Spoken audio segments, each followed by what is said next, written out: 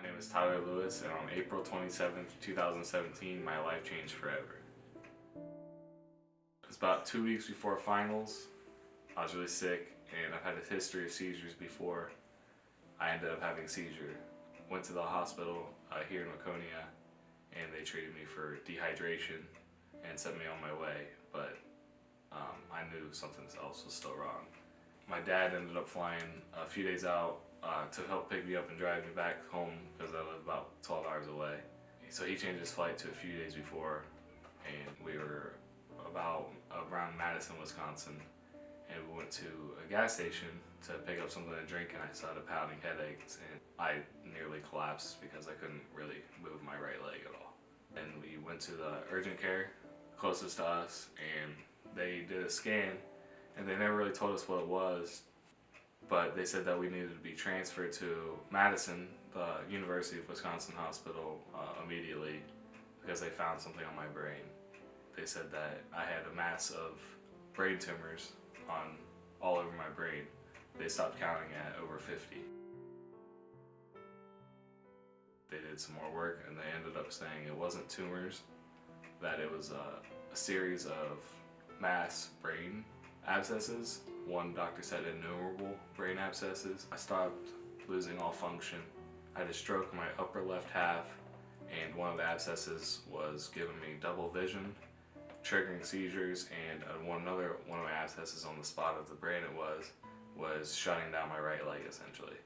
I lost about 50 pounds, almost all muscle.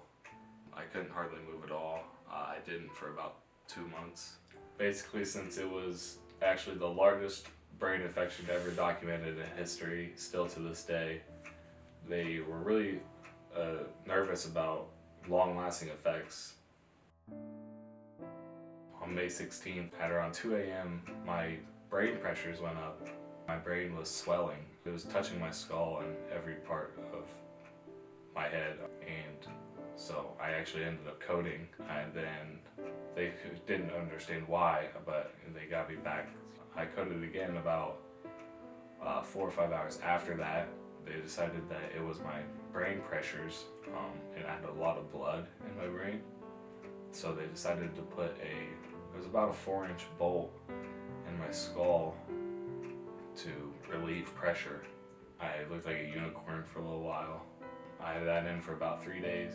I had to sleep at a 45-degree angle, and I had to keep my head straight. I couldn't lay on my side or anything.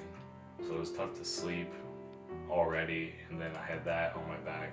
So I didn't really get much sleep for the next few days.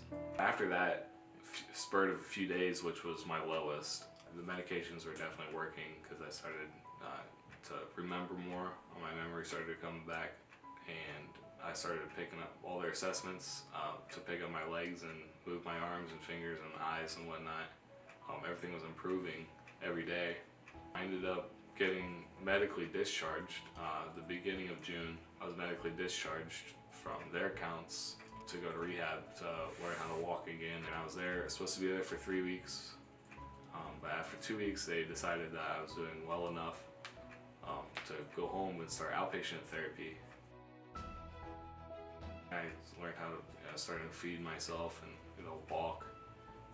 I was walking 6 feet at Cleveland Clinic. That was a huge deal. I walked from 6 feet one day to 9 feet the next, and it was like 15. And it was just more every day. And I ended up walking a few miles a day at Ohio State Todd Hall. My rehab psychologist highly recommended me to take the semester off school, maybe even the year. I decided that wasn't gonna happen. So I was talking over with my parents for a while, and they decided to let me come back. And I learned to walk about 3 weeks before I came back to Crown. I was cleared to drive around Halloween. I've been doing fine at school. I'm